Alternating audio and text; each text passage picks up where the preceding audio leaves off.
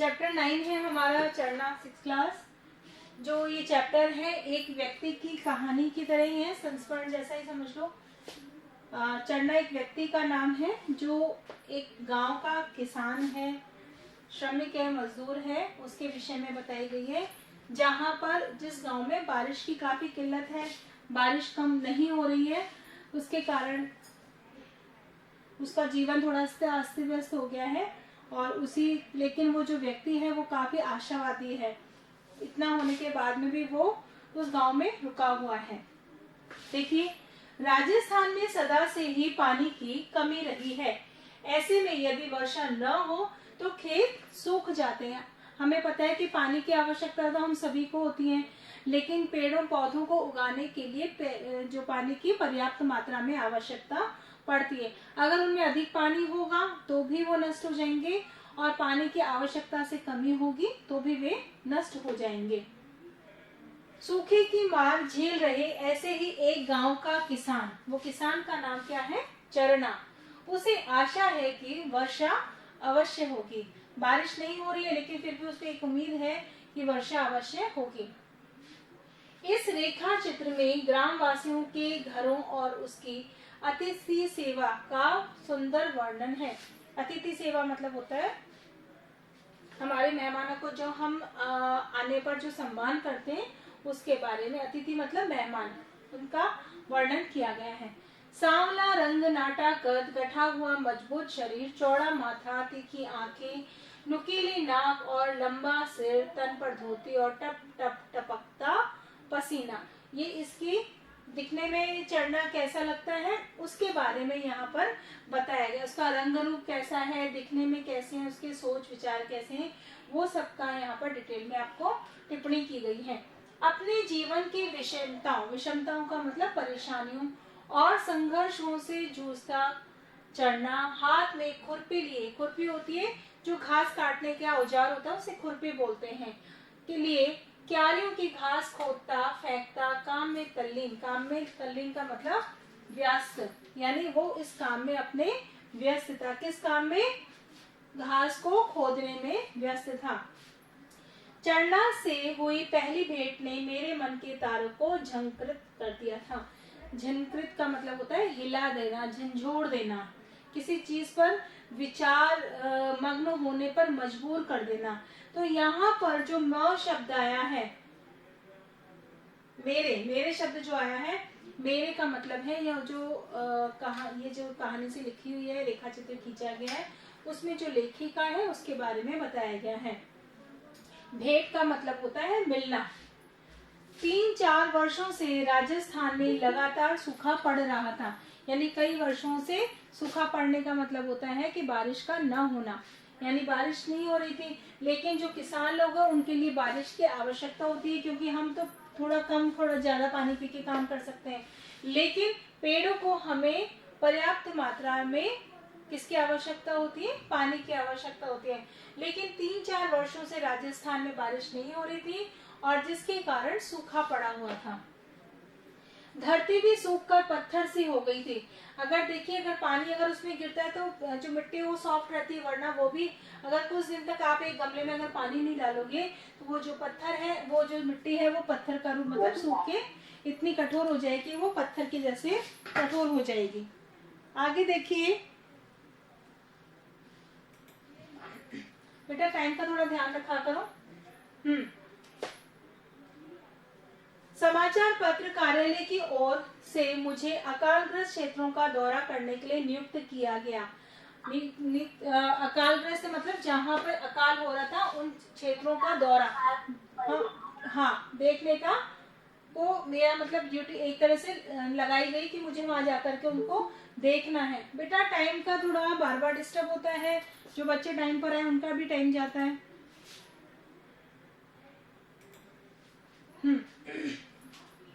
अकालग्रस्त क्षेत्रों का दौरा करने के लिए नियुक्त किया गया मतलब रखा गया। Good afternoon. सौभाग्यवश उसी दौरान भेंट हुई एक कर्मठ, यानी काम करने वाले ऐसे व्यक्ति जो साहसी, हंसमुख और सरल और आशावादी था। हम अगर किसी चीज के प्रति आशावादी मतलब, हाँ गुड आफ्टरनून, जिसमें हमें पॉजिटिविटी होती है, यानी कि जो जीवन में हमारा किसी चीज को आशा रख के चलते हैं अपन। गुड आफ्टरनून, सबको आ रही है मेरी आवाज? हाँ, आशावादी व्यक्ति था, मतलब उसके अंदर कुछ भी करने की इतनी निराशा होने के बाद में भी उसने एक आशा रखी थी कि शायद वर्षा हो जाएगी। तो आशावादी व्यक्ति से तब से आज तक जीवन की कठिनतम संघर्षपूर्ण क्षणों में भी वह मेरा आदर्श बन गया है।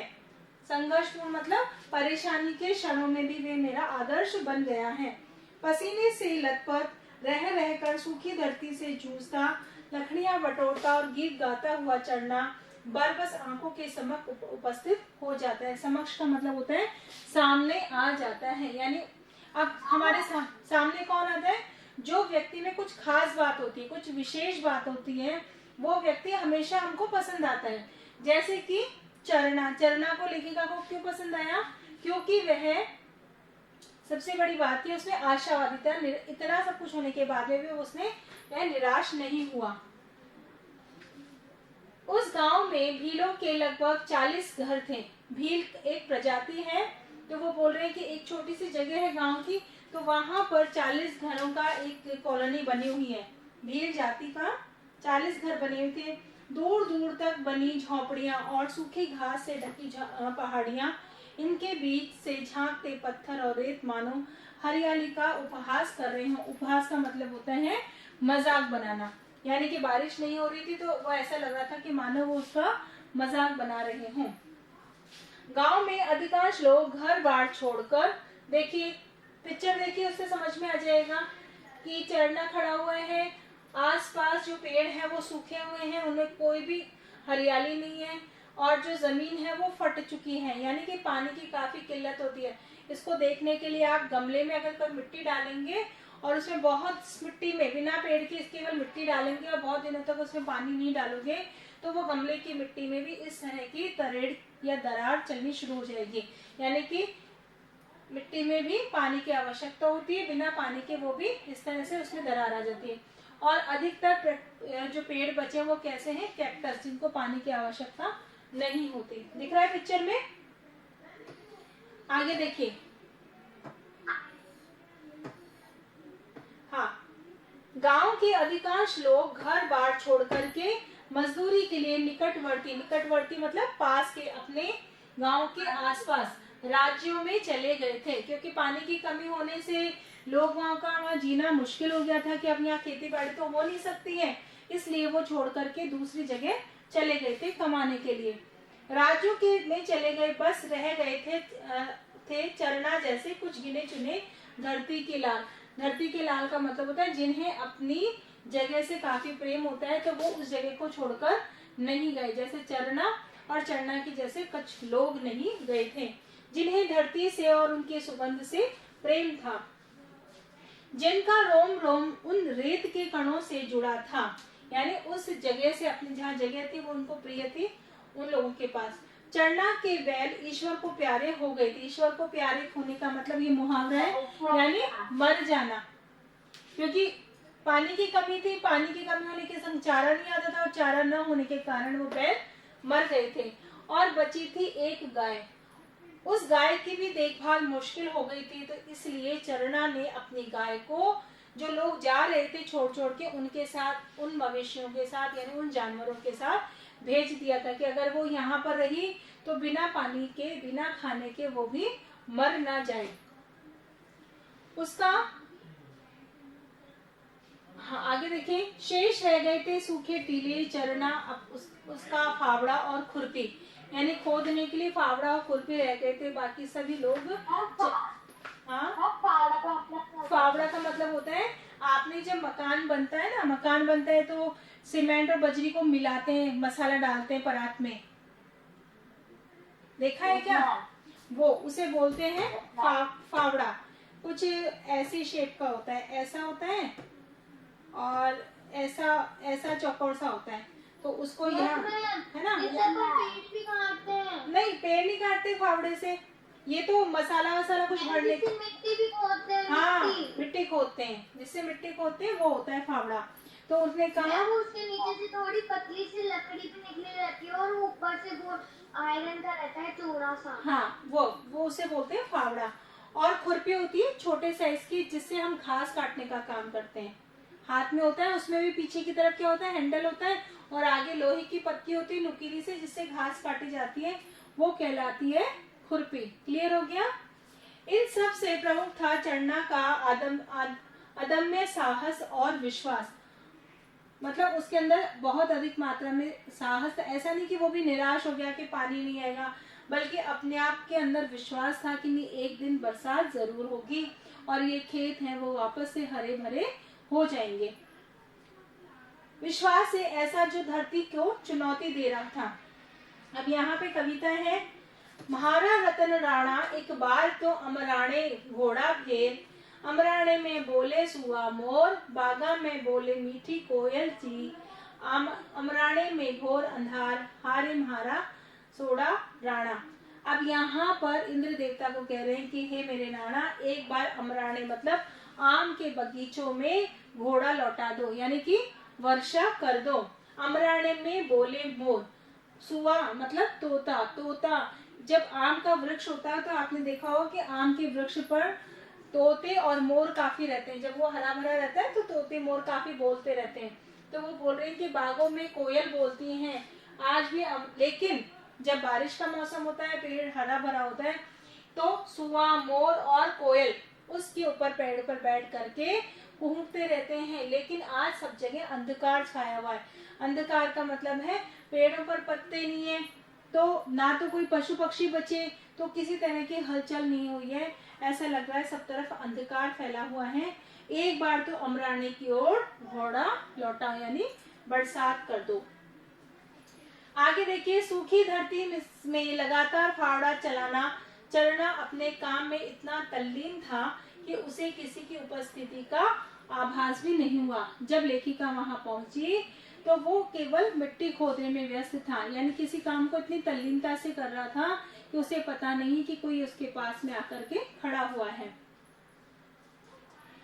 बंजर सी सूखी धरती पर अपने श्रम का पसीना टपकाते चढ़ना के ओजस्वी स्वरों को सुनकर मेरे कदम रुक गए और दूर पहाड़ी से टकराती चढ़ना की आवाज उसके स्वाभिमान का गीत गाने लगी।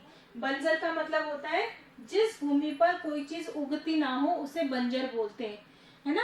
यानी आप अगर कोई भी बीज वहां डालोगे, कितना भी पानी डालो, कितनी भी उसमें दवा डालो, कितना भी बढ़िया कंपनी का बीज डालो, लेकिन वहां पर पौधा नहीं उगेगा, क्योंकि उसकी जो मिट्टी है वो उपजाऊ नहीं है, उसमें इतनी शक्ति नहीं है कि वो किसी चीज बीज को पनपने दे, बढ़ने दे, उगने दे।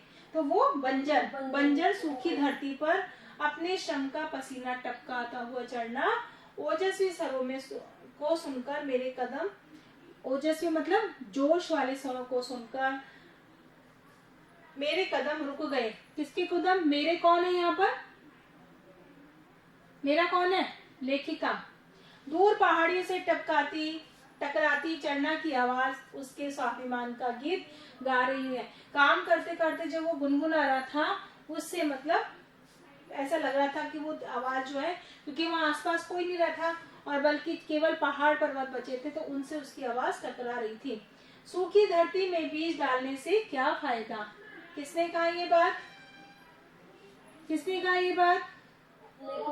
लेखिका ने। किसको कही ये बात? चाणक्य ने बेटा, चरना को। मेरे प्रश्न को सुनकर चरना ने क्षण भर को फावड़ा धरती पर पटका, यानी कि जब उसने बात सुनी तो सुनकर के अपना जो फावड़ा था नीचे गिरा दिया था। हाँ, फावड़े को नीचे पटका और झुककर धोती के किनारे से मुंह पहुंचा। मुंह क्यों पहुंचा? क्योंकि वो जो तेज धूप थी उसमें उस फावड़े को चला रहा था, तो उसके पसीने आ गए थे और उस पसीने के कारण वो उसके बात करने के लिए अपना मुंह पहुंचने लगा। फिर आवाज की ओर गर्दन उठाकर विश्वास पूर्वक बोला, धरती सूखी है, आकाश नहीं। विश्वास क्या था कि बारिश किससे होती है? आसमान से होती है। लेकिन धरती क्यों सूखी है? क्योंकि बारिश नहीं हुई थी।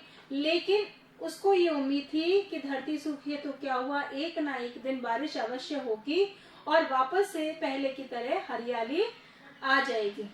आगे समझ में आया था?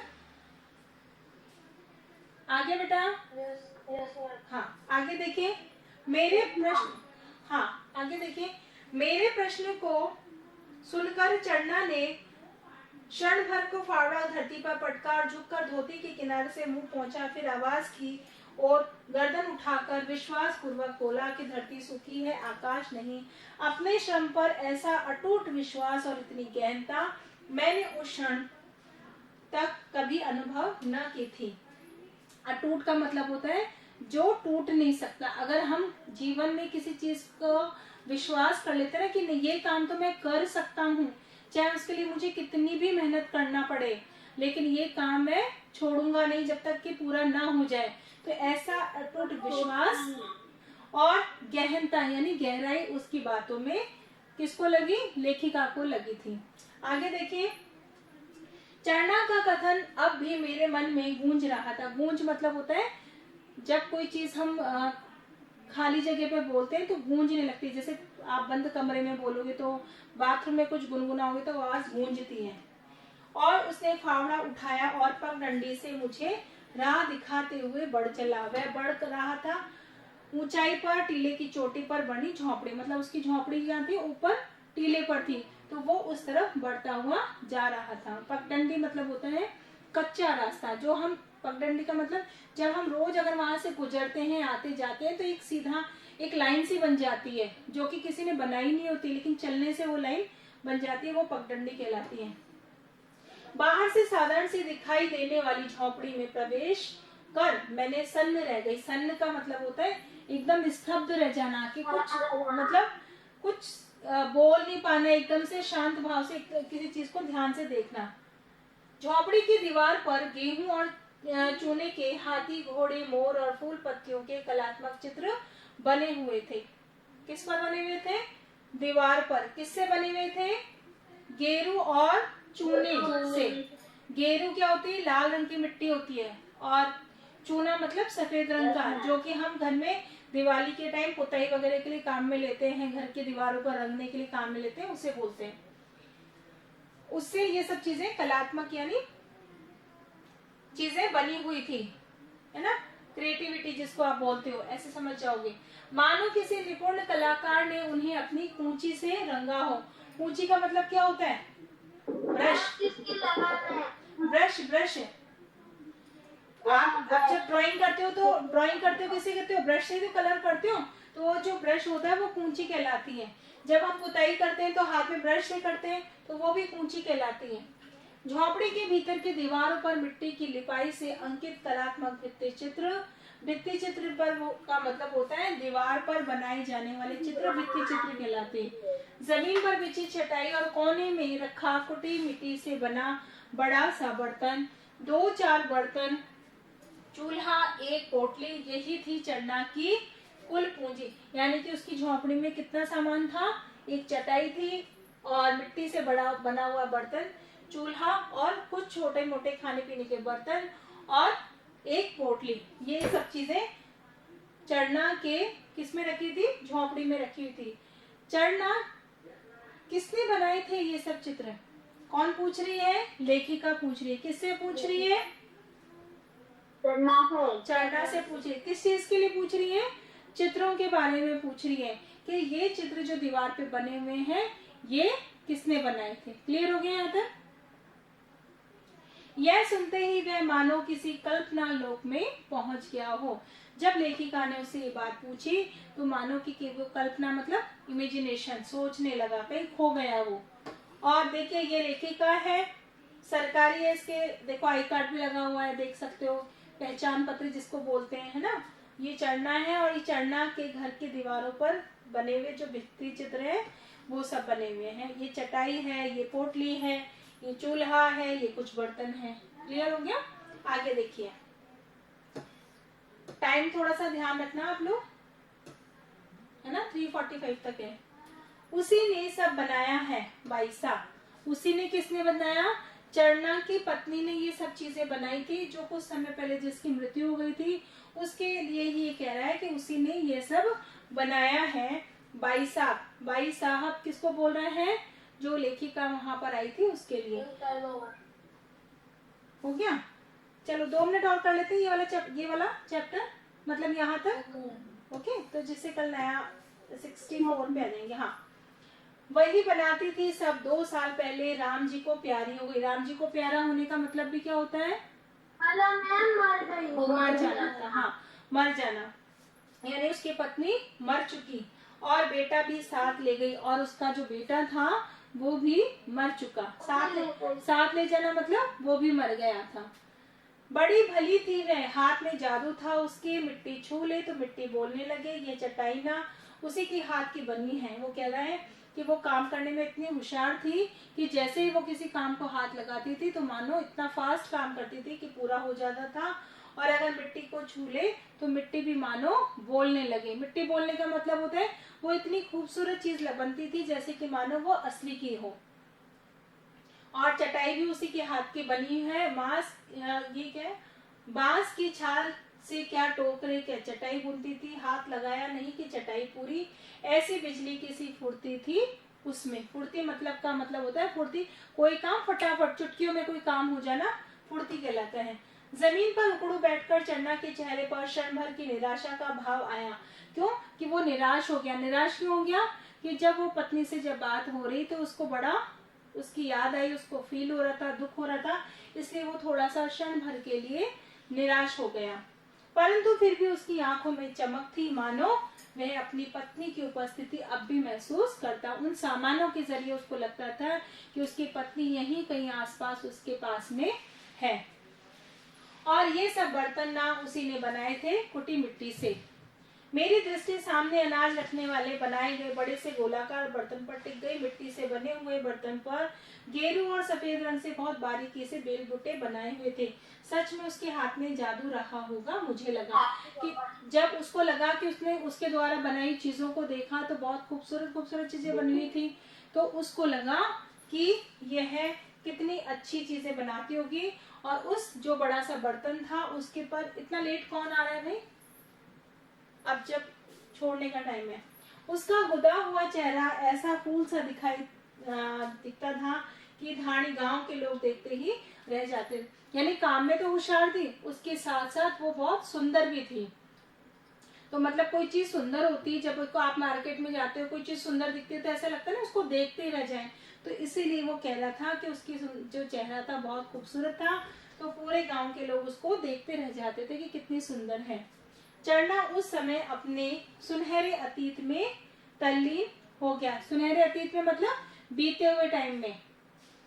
आवाज में जादू था उसकी, इतना नाचती थी कि पांव थकते ना थे। मतलब वो काम में भी होशियार थी, बेल बूटे बनाने में, चित्रकारी भित्ति चित्र में भी होशियार थी, चटाई बनाने में भी होशियार थी, और साथ में सुंदर भी बहुत थी, और इसके साथ साथ नाचती भी बहुत अच्छा थी। और चरना बोला कि वह अपने अतीत की स्मृतियों में, ऐसी बात बताते बताते वो क्या हो गया? अतीत की स्मृतियों में खो गया।